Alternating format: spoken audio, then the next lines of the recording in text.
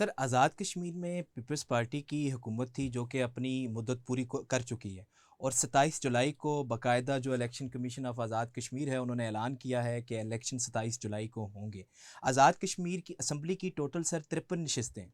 53 نشستوں میں سے جو 33 نشستیں ہیں وہ آزاد کشمیر کے اندر سے لوگ الیکٹ ہو کے آتے ہیں مختلف جگہ سے، لیکن دوسری طرف جو 12 نشستیں ہیں اور وہ لوگ پاکستان کے مختلف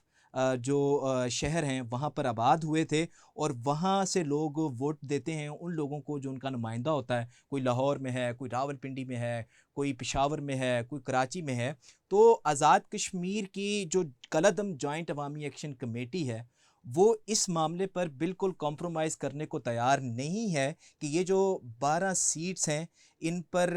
بالکل کمپرومائز نہیں کیا جائے گا، ان کو ختم کرنے کا وہ مطالبہ کر رہے ہیں، اور اس کے علاوہ کوئی ڈیل وہ نہیں مان رہے۔ اس سے پہلے حکومت آزاد کشمیر نے انہیں کہا کہ ہم اس کیس کو سپریم کورٹ میں لے کے جاتے ہیں اور ان سے پوچھتے ہیں کہ اس کا کیا حل ہے، اور یہ بھی مطالبہ رکھا تھا کہ ہم ان سیٹس کو کم کر دیتے ہیں، لیکن انہوں نے ان مطالبات کو بالکل نہیں مانا، اور ابھی مین جو مسئلہ جو ہے وہ نظر آ رہا ہے وہ ان 12 نشستوں کا ہی نظر آ رہا ہے، کیونکہ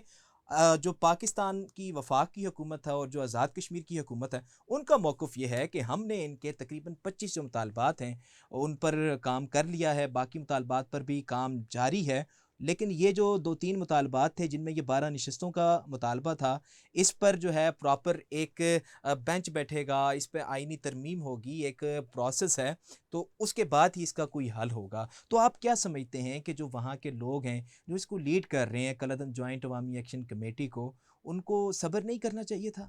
اب سمپل یہ بتاؤ کہ آزاد کشمیر کی جو باقی سیاسی جماعتیں ہیں چاہے جو اپوزیشن میں ہیں ان کا رویہ کیا ہے؟ ان کا رویہ کالعدم جوائنٹ عوامی ایکشن کمیٹی کے اگینسٹ ہے، ان کا رویہ پارٹی یعنی کہ کا۔ اپوزیشن جماعتیں جو جی ہیں آزاد کشمیر کی جو اپوزیشن جماعتیں ہیں، ایک وقت ہوتا ہے کہ ایک کافی عرصے سے جماعت اسلامی کو پاکستان میں جانا جاتا ہے، نون ہے۔ ایک ہوتا ہے اچانک کوئی نئی جماعت آتی ہے اور اس کا ڈنکا بجنا شروع ہوتا ہے۔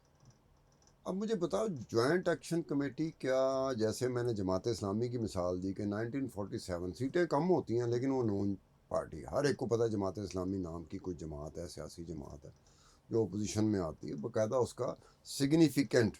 اس کی ویزیبلٹی رہتی ہے۔ لیکن ایک اچانک نئی جماعت آتی ہے جو ہو سکتا ہے وقتی طور پہ لوگوں کو اپنی طرف راغب کر سکے،